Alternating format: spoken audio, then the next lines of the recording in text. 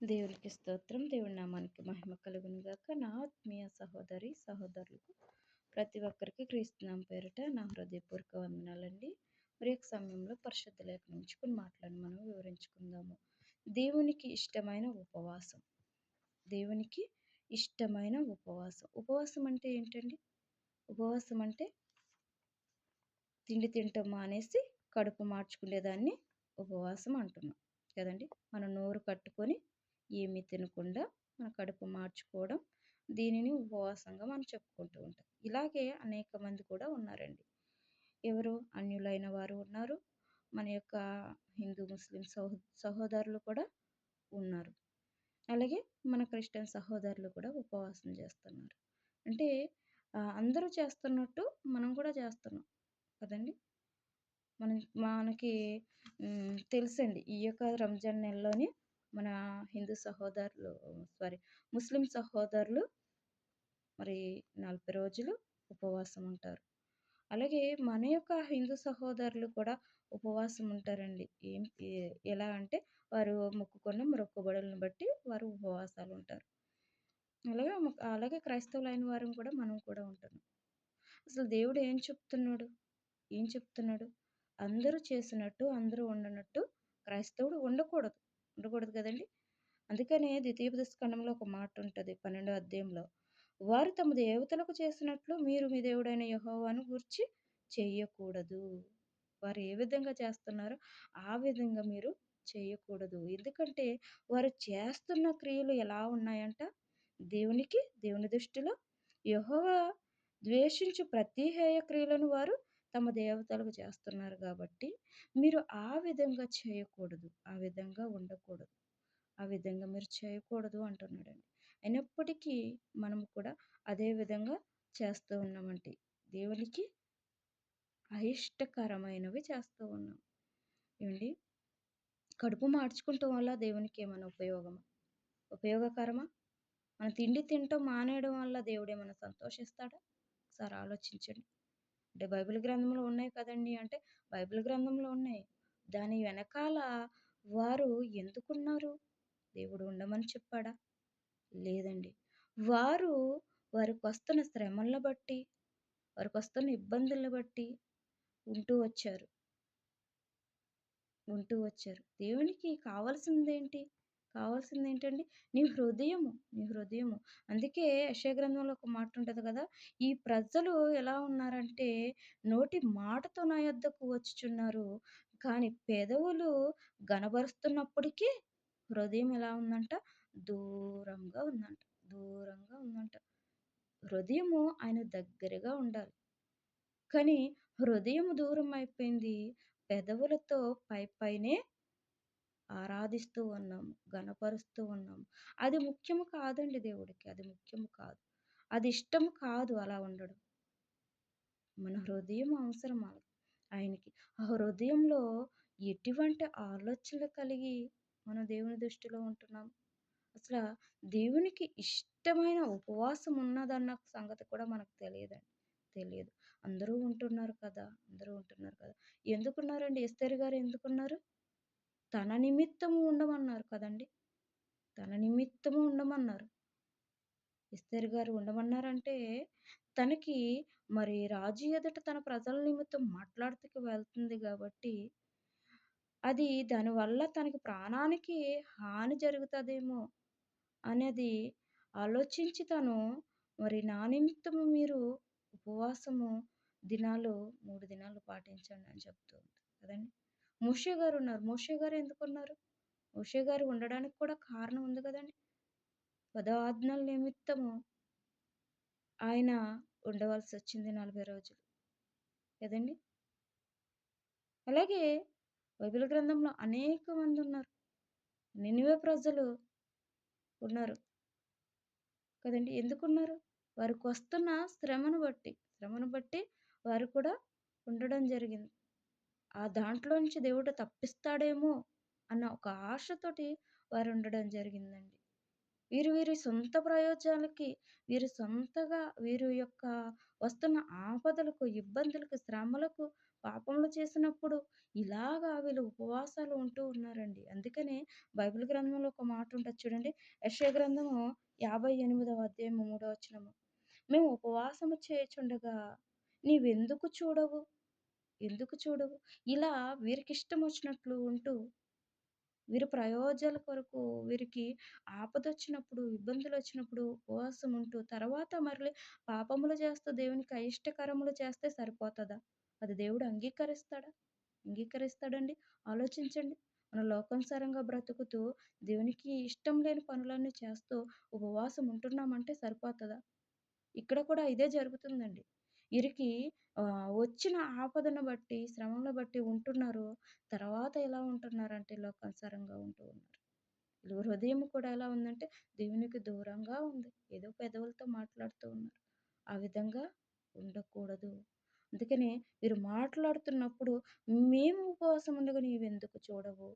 మేము మా ప్రాణములను ఆయాస పరుచుకొనుచుండగా నీవెందుకు లక్ష్యపెట్టవు అని అడుగుతున్నారు చూడండి. అంటే ఉపవాసం చేస్తున్నప్పుడు మమ్మల్ని ఎందుకు అంగీకరించలేకపోతున్నావయ్యా? ఇక్కడ బ్రతిమలాడుకుంటలేదండి. నువ్వెందుకు స్వీకరించట్లేదు అని దేవుడినే ప్రశ్నిస్తున్నారు వీళ్ళు. ధరణా చేస్తున్నారు. ధరణా చేస్తున్నారు.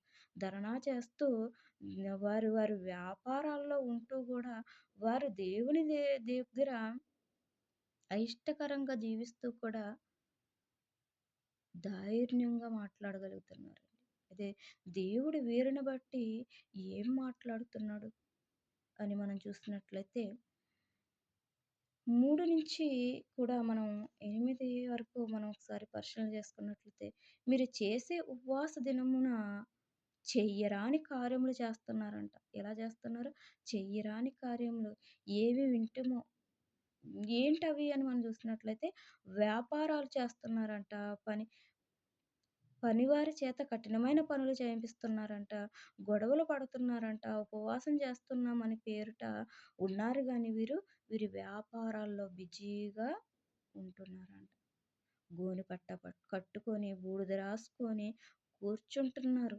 అయితే తండ్రి ఏమంటున్నాడంటే, "ఇవేమైనా నాకు ఇష్టకరం కాదు" అంటున్నాడు. "ఇవి నాకు ఇష్టకరం కాదు. నాకిష్టము లేదు.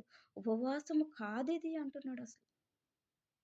మరి దేవునికి ఇష్టమైనది, తండ్రికి ఇష్టమైన ఉపవాసం ఏంటి అని మనం చూసినట్లయితే, దుర్మార్గులు కట్టిన కట్లను విప్పుటయు, కాడిమాను మేకులను తీయుటయు, బాధింపబడిన వారిని విడిపించుటయు, నీ ఆహారము ఆకలిగొని వారికి పెట్టుటయు, నీ రక్త సంబంధికి ముఖము త్రిప్పుకోకూడదు, దిక్కుమాలిన బేదలను నీ ఇంట చేర్చుకొనుటయు, వస్త్రహీనుల వస్త్రహీనుడు కనబడినప్పుడు వస్త్రములిచ్చుటయు, ఇవన్నీయు దేవునికి ఇష్టమైన ఉపవాసము.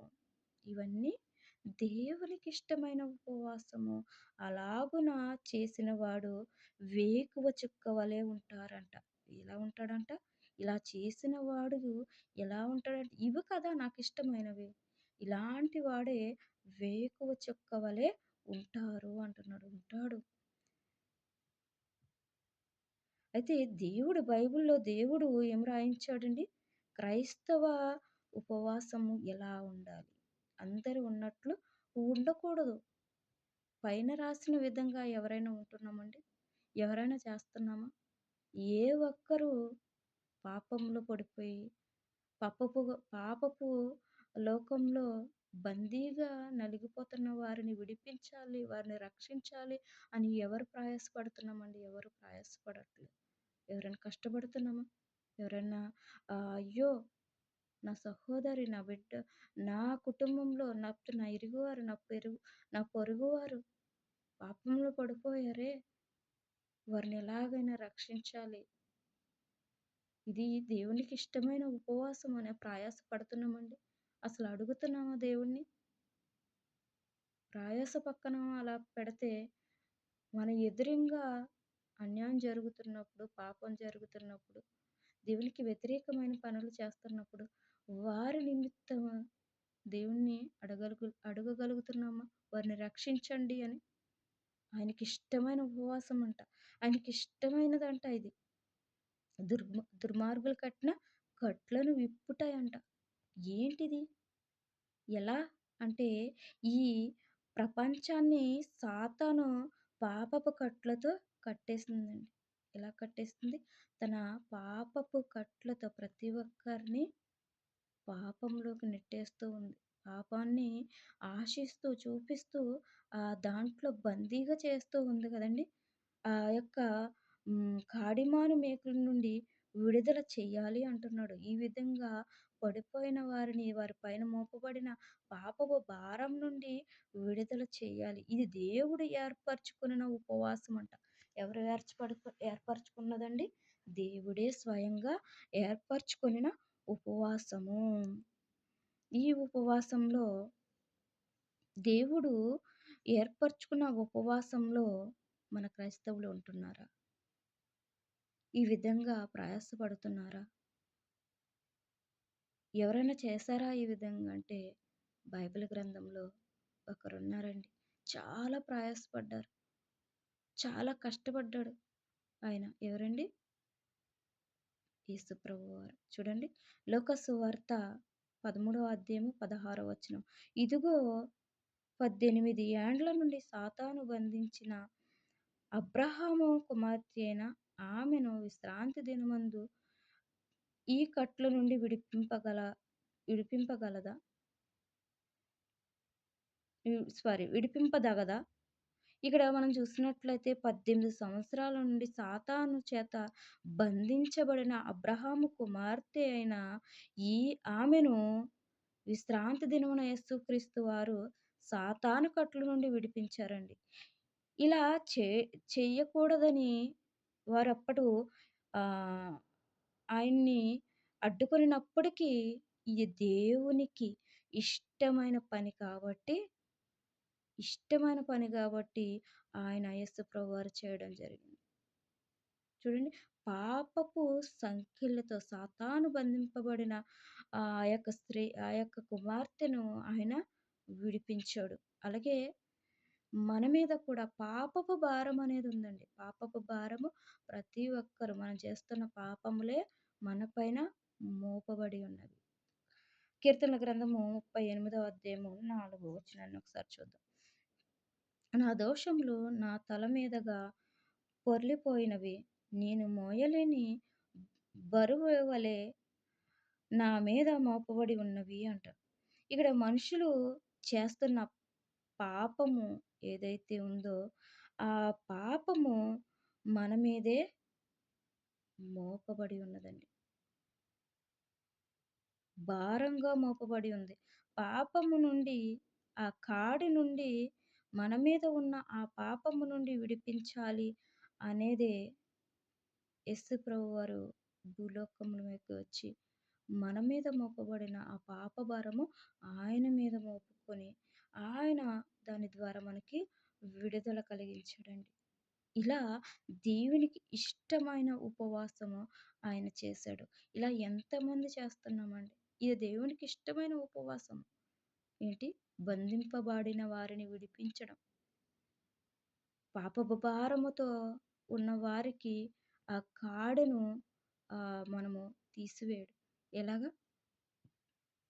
దేవుని మాట ద్వారా, వాక్యము ద్వారా వారికందించి ఈ సువార్త పనిలో కష్టపడుతూ నువ్వు తింటే ఎవరికి, తినకపోతే ఎవరికండి? ఎవరికి దీనివల్ల దేవుడేమైనా సంతోషించగలడా? దేవుడెప్పుడు సంతోషిస్తాడు? ఒక పాపి మారేటప్పుడు సంతోషిస్తాడండి. అలాగే ఆహ్, హ్మ్, పౌలు గారు కూడా ఇలాంటి ఉపవాసమే చేశాడండి. కొరింథీ రాసిన పత్రికలో 2వ కొరింథీలు 11 అధ్యాయంలో మనం చూసినట్లయితే, నేను మరీ విశేషముగా ప్రయాసపడితిని. మరీ అనేక పర్యంతములు చెరసాలలో ఉంటిని. అపరితముగా దెబ్బలు తింటిని. అనేక మారులు ప్రాణాపాయాలు ప్రాణాపాయంలోనూ ఉంటిని. ఇలా పౌలు గారు కూడా అనేక సందర్భాల్లో, అనేక విషయాల్లో కూడా ఎన్నో మారులు శ్రమపడ్డాడు. ఎందుకండి? ఎందుకు? తన గురించి కాదండి. అనేక మంది పై మోపబడి ఉన్న పాప భారము నిమిత్తము దేవుని రక్షణార్థ నిమిత్తము ఆయన ప్రయాసపడ్డాడు. అలాగే క్రైస్తవులమైన మనము నేర్చుకున్న ఇక సత్యవాక్యము ద్వారా అనేక మందిపై మోపబడి ఉన్న పాపపు సంకెళ్లతో మెట్టుకులాడుతున్న ప్రతి ఒక్కరిని రక్షించగలే భారము, బాధ్యత ప్రతి ఒక్కరికి ఉందండి. మనము ఉపవాసము చేయగలనే ఉపవాసము చేస్తున్నామంటే అది దేవునికి అంగీకారమైనదా కాదా? ఏదైనా ఒక పని చేస్తున్నామంటే, ఏదైనా ఒక పని మొదలెట్టామంటే అది దేవునికి ఇష్టమైనదా? బైబిల్ సారంగా ఉన్నదా? లేదా? అనేది కూడా మనం ఒకసారి చూసుకోవాలండి. వీరు చేసిన ఉపవాసాల్లో ఏమి లేదు. ఇప్పుడు యేసుక్రీస్తు వారు కావచ్చు, పౌలు గారు కావచ్చు, వీరు చేస్తున్న ఉపవాసంలో ఏం లేదంటే స్వార్థము లేదు. నాది, నాకిది కావాలి, నాకిది జరగాలి, నా కొరకు, నా నిమిత్తము అనేది వాళ్ళు చూసుకోలేదండి. స్వార్థపూర్వకంగా వారు ఉపవాసం చేయలేదు.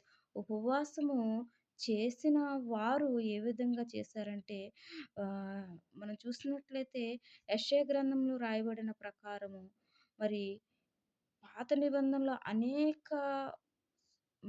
అనేక మంది ఉపవాసాలు ఉన్నప్పటికీ వారు వారి సొంత ప్రయోగాల కొరకు ఉన్నారండి.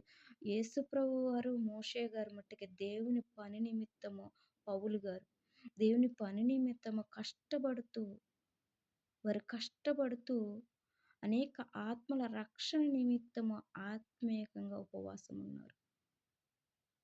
అలా మనము కూడా దేవునికి ఇష్టము, దేవుని అంగీకారంగా ఉండాలి అనేది నేను చెప్తూ ఉన్నానండి.